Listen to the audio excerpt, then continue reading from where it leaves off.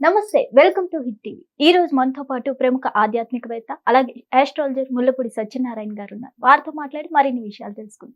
నమస్తే గురు. నమస్కారం మా చాందిని. బాగున్నారా? బాగున్నానమ్మా చాందిని.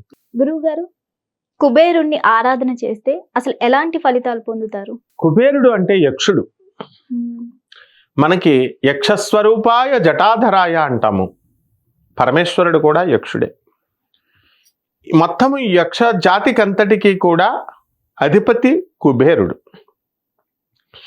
అష్టదిక్పాలకల్లో ఒకడు కుబేరుడు. కాబట్టి ఈ అష్టదిక్పాలక పూజ అనేటటువంటిది సత్యనారాయణ స్వామి వ్రతం చేసినప్పుడు చేస్తాం. మళ్ళీ ఆయన ముఖం కూడా చూడం. నవగ్రహాలని అష్టదిక్పాలకులకి పూజ చేస్తాం. ఈ కుబేరుడి యొక్క అన్న ఎవరంటే తమ్ముడు ఎవరంటే రావణాసురుడు. వెళ్ళి ఏం చేస్తాడు, కుబేరుడి దగ్గర ఉన్న అసలు ఆ లంకా నగరం అంతా కుబేరుడిది అనమాట. బంగారంతో కట్టుకున్నాడు ఆయన. రావణాసురుడు వెళ్ళి ఏం చేశాడు, తన అన్ననే సవతి తల్లి కొడుకు అనమాట లాగేసుకొని ఆయన గెంటేసి లంకను స్వాధీనం చేసేసుకున్నాడు. తర్వాత ఆ పుష్పక విమానం లాగేసుకున్నాడు, అన్ని లాగేసుకున్నాడు.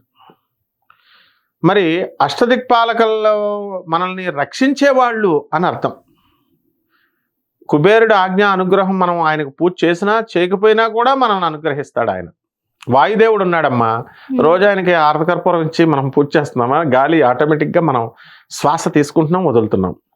అగ్నిదేవుడు చక్కగా కడుపులో జఠరాగ్ని రూపంలో ఉండి మనం తిన్నదికి కరిగిస్తున్నాడు. మళ్ళీ బయట మరి ఏమైనా ఐటమ్స్, ఫుడ్ ఐటమ్స్ మంచిగా మొక్కజొన్న పొత్తులు అవి కాల్చుకొని మనం తింటున్నాం. ఫైర్ మనం పిలిచినప్పుడు వస్తున్నాడు.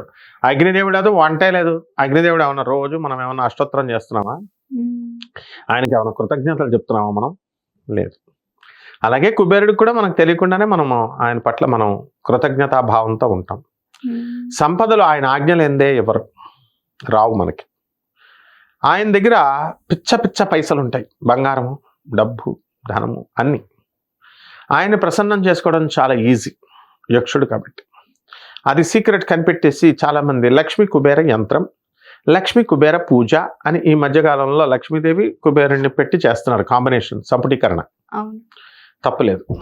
అసలు ఏ యక్షిణి, మళ్ళీ మామూలుగా యక్షిణి పూజ చేయమన్నాం అనుకో, అయ్యి బాబాయ్ యక్షిణి అంటే మనల్ని పీకు తినేస్తారు సార్, కానీ కుబేరుని మాత్రం చేస్తారు. యక్షిణులకి రాజైనటువంటి కుబేరుని మాత్రం చేస్తున్నారు.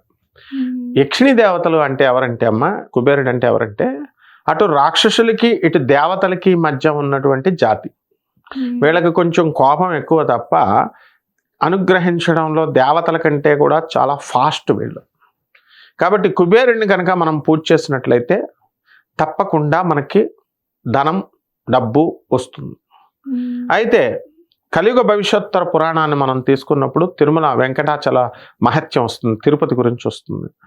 అక్కడ తిరుపతిలో మనం ఏమని చెబుతాము, కుబేరుడి దగ్గర వెంకటేశ్వర స్వామి ఆకాశరాజు కూతురుని పెళ్లి చేసుకోవడానికి, పద్మావతి దేవిని పెళ్లి చేసుకోవడానికి కుబేరుడి దగ్గర అప్పు తీసుకున్నాడు. డబ్బులు అప్పు తీసుకొని అవంతా కూడా భక్తులు కలియుగంలో అందరూ వచ్చి వడ్డీలేస్తారు. వడ్డీ కాసుల వాడు కదా, ఆ డబ్బులు కొలవలేక గోవిందరాజు కొంచెంతో కొలిసి, ఇంక నేను కొలవలేని బాబోయ్ అంత డబ్బు వచ్చేస్తూ ఉంటుంది వెంకటేశ్వర స్వామికి, తల కింద పెట్టి పడుకుంటాడు అని బాగుంది ఆ కథ. కానీ కుబేరుడి దగ్గర అప్పు చేసుకున్నాడంటే ఈయన ఎవరు, అప్పు తీసుకున్నటువంటి వాడు ఎవడు అసలు? శ్రీ మహావిష్ణువు. శ్రీ మహావిష్ణువు నియమించినటువంటి వాడిలో అష్టదిక్పాలకులను ఎవడు నియమించాడు? శ్రీ మహావిష్ణువు నియమించాడు. ఆయన నియమించబడినటువంటి అష్టదిక్పాలకుల్లో ఒకడు కుబేరుడు. ఆయన కుబేరుడి దగ్గర అప్పు తీసుకోవాల్సిన అవసరం ఏంటి? ఆయన ఆజ్ఞాపిస్తే అలా డబ్బులు ఇచ్చేస్తాడు. డబ్బులు పట్టరా అంటే పట్టుకొస్తాడు. మా గురువుగారు అయినటువంటి గరికపాటి నరసింహారావు గారు చక్కగా చెప్పారు దీని గురించి. ఏమని, కుబేరుడి దగ్గర అప్పు తీసుకొని ఈ పెళ్లి చేసుకోవడం కాదు నాయన, అప్పు తీసుకుంటే అప్పుల పాలు అయిపోతాం. ఇప్పుడు వెంకటేశ్వర స్వామి ఏమైపోయాడు, అంత ఆడంబరంగా పెళ్లి చేసుకున్నాడు. ఆకాశరాజు ఆకాశం అంతా పందిరేసి మంచిగా ఆయన ఫాలో అవుతున్నారు. ఇప్పుడు వీళ్ళంతా కమ్యూనిటీ హాల్, ఫంక్షన్ హాల్ 15 లక్షలు 50 లక్షలు ఇచ్చేసి ఫుడ్ ఐటమ్స్ ఎన్ని తింటాం, ఒక 50 ఐటమ్స్ పెట్టేస్తున్నారు, అన్ని వేస్టేజే. ఇలా అంత బ్రహ్మాండంగా భోజనాలు, మంచి అంటే బిల్డప్ పూజలు, బిల్డప్ పెళ్ళిళ్ళు అంటారు వీటిని. మామూలుగా చేయొచ్చు కదా. అందులో ఏం అవసరం లేదు. 2వ నెల 3 నెలలో వీళ్ళు కొట్టుకుంటారు మొగుడు పెళ్ళం. అప్పుడు పోలీస్ స్టేషన్కి రండి రా, తినేసిన వాళ్ళు ఒక్కడ కూడా సాక్ష్యానికి రాడు. పోలీస్ స్టేషన్కి రా బాబు, కోర్టుకి రా అంటే ఒకడు కూడా ఫోన్లు ఎత్తడు.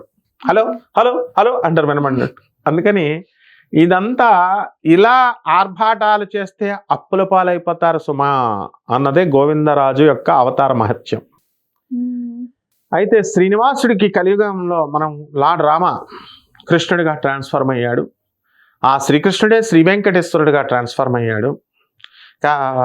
అతనే కల్కి అవతారంగా అవుతాడు. అంటే ఒకడు కామెంట్ పెడతాడు, గురుగారు దశావతారాల్లో వెంకటేశ్వర స్వామి లేడండి, రాముడు కృష్ణుడు తర్వాత ఈయన కల్కి వచ్చేస్తాడండి, ఈ వెంకటేశ్వర స్వామి వేరేవాడండి అంటే విష్ణువు నుంచి వచ్చిన వాళ్ళే వీళ్ళంతా. పరశురాముడు, శ్రీనివాసుడు ఇవన్నీ సైడ్ అవతారాలు, వ్యాసుడు బోళ్ళన్ని ఉంటాయి. అసలు నేర్చుకుంటారా మొగుడా అంటే టీచర్లకు చెప్పడానికి బయలుదేరుతారు. వీళ్ళకి ఎప్పుడు కూడా అప్పుల పాలైపోతారు. ఇలా టీచర్లకి నీతులు చెప్పాలి, మేము చాలా నాలెడ్జబుల్ పని. నేను అలాగే బిల్డప్ ఇచ్చేవాడిని స్కూల్లో. ఏం చేసామని టీచర్ పాఠం చెప్తుంటే టీచర్ ఆ ఫార్ములా అలా రాదనుకుంటా ఇలా రాదనుకుంటా ఫిడేల్ 4 పీకేవారు మాస్టర్లు. సో గురువులు ఎప్పుడు కూడా మరి దే హ్యావ్ టు టీచ్. అసలు నేర్చుకోండి శాస్త్రం. ఒక్కొక్క సందర్భాన్ని బట్టి ఈ ఫార్ములా ఇక్కడ అప్లై చేయాలిరా బాబు, నెక్స్ట్ ఫార్ములా ఇక్కడ అప్లై చేయాలి అని అలా చెబుతాం. అప్పులు సెక్షన్ చేయొద్దు అనడానికి వెంకటేశ్వర స్వామి అని చెప్తాం.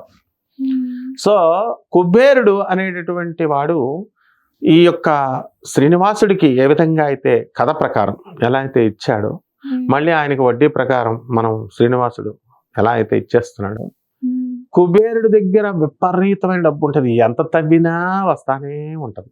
అంటే ధన కోశాగారము అంటే కోశాగారం ట్రెజరీ, ఇండియన్ గవర్నమెంట్ ట్రెజరీ ఉంటుంది. దాని నుంచే మనకి శాలరీస్ వస్తాయి గవర్నమెంట్ ఎంప్లాయీస్కి. అట్లా స్టేట్ గవర్నమెంట్ ట్రెజరీస్ ఉంటాయి, పెన్షన్లు కూడా. అంటే దాని అంతటికీ అధిపతి ఆయన. కాబట్టి తప్పకుండా కుబేర స్వామికి పూజ చేసుకోవాల్సిన బాధ్యత మనకు ఉంది.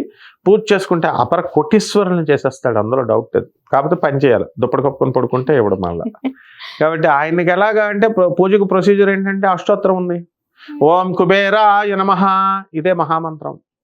పాయసాన్నాలు పెట్టండి, దద్దోజనాలు పెట్టండి, చక్కెర పొంగలు పెట్టండి, పులిహార పెట్టండి, ఇవే కదా మనకి నైవేద్యాలు. ఇప్పుడు మటన్లు చికెన్లు మందుబాటల్లో అవన్నీ అమ్మవారికి పెట్టారు, ఇంకా నయం అనమాట. కొంతకాలంలో కుబేరుడు కూడా పెట్టేస్తారు మహాపండితులు వచ్చి. కాబట్టి ఇవేమి కాకుండా చక్కగా ఈ పులిహార దద్దోజనం ఇవన్నీ కూడా స్వామివారికి పెట్టి అరటిపళ్ళు నైవేద్యం పెట్టి లక్ష్మీ కుబేర యంత్రాన్ని కనుక వేసుకున్నట్లయితే ఆ కుబేరుని ఆకర్షిస్తుంది. యంత్ర రూపంలో మనం చేస్తాం కాబట్టి అవి మనం ఆ కుబేరుడు ఆకర్షిస్తాడు, ధనలక్ష్మిని ఆకర్షిస్తాడు. జీవికి మనం ఎవరైతే పూజ చేస్తున్నారో వాళ్ళకి అనుగ్రహిస్తాడమ్మా. ధన్యవాదాలు గురువు గారు, చాలా చక్కగా వివరించారు.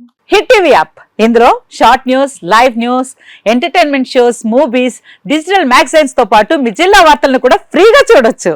ఇంకెందుకు ఆలస్యం, వెంటనే హిట్ టీవీ యాప్ ని డౌన్లోడ్ చేసుకుని ఫ్రీగా ఎంటర్టైన్మెంట్ పొందండి. Hit TV app. Hit TV app. Please download hit TV app. Hit TV app ని ఫ్రీగా డౌన్లోడ్ చేసుకొని ఎంజాయ్ చేయండి. మీకు నచ్చిన ఎంటర్టైన్మెంట్ కోసం హిట్ టీవీ యాప్ ని ఫ్రీగా డౌన్లోడ్ చేసుకొని ఎంజాయ్ చేయండి. హిట్ టీవీ యాప్ ని డౌన్లోడ్ చేసుకుని ఆస్వాదించండి, ఆశీర్వదించండి. ఇంతమంది సెలబ్రిటీలు హిట్ టీవీ యాప్ ని డౌన్లోడ్ చేసుకోండి అని చెప్తున్నారంటే ఎంత మంచి యాప్ ఆలోచించండి. అమెరికా అమెరికాలో చదవాలనుకునే వాళ్ళకి విశ్వసనీయమైన పేరు మన శౌర్య కన్సల్టెన్సీ. UK లో 1 year masters. 2 years work permit up to 5 years visa. Contact Saurya Consultancy. Contact 89851 89851.